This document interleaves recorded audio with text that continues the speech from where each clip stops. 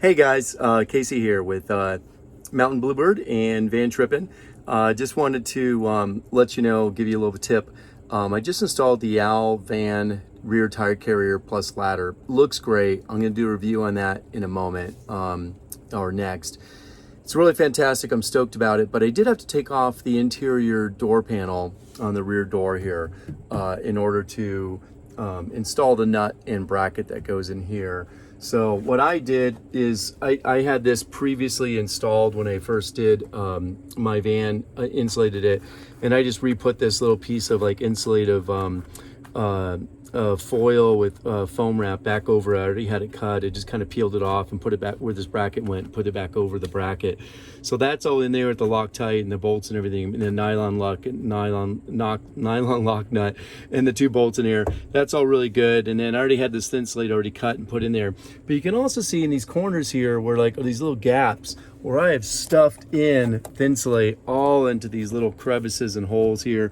Even around, I ordered my van with the rear wipers and washers, so this is the motor for that, and is the fluid reservoir. I even stuffed, cut thin strips of insulation, stuffed them down in here and around the motor and everything, all throughout this door. You can see there's a little bit of accumulated dust in here from the dusty trails I've been on, but I tell you, this insulation in the door significantly helps. The rear doors are massive, and they transfer a lot of heat into this space, and are just big pieces of steel that are going to transfer whatever the outside noise temperature is into the van.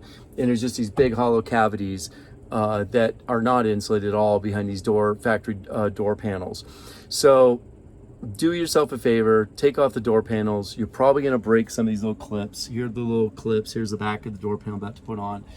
You're probably going to break a few, but they're really cheap. You can buy like 10 of them for a few bucks or something like that on eBay. And buy yourself a roll of thin slate, just like I have right here. Cut it down in strips. And Impact 3D has those. He's very helpful. And stuff it into all these cavities. And this is actually a second sheet on top of the other sheet that's already there. I think I may even go add another one just over this in the inverse pattern. Why not? I have some extras, so I might as well. And I tell you, it does a significant benefit in keeping the van so much more thermally comfortable. And when you're in any kind of colder or just even warm weather where you got a lot of sun baking on you, or a noisy environment, it helps so much. I've noticed it, and I even did a review on the slider door where I had it all insulated except for those little upper pockets, and I could so hear a truck driving by through those upper pockets, and as soon as I insulated them, bam, like it was almost like inaudible.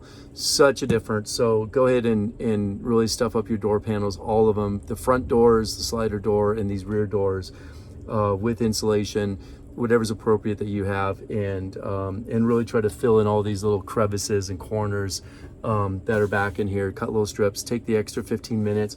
I even ran it all the way up down through here from above, from that upper pocket up there where I've got a light and a speaker. I ran all the way down these big, call it inner tubes. It also makes the door not just quieter when you're parked or driving from the outside noise, but also just when you're slamming the door, closing it, it just has a nice thud instead of a kind of a rattle. So anyways, that's my tip for the day. Hope you do well with your van conversion. Bye.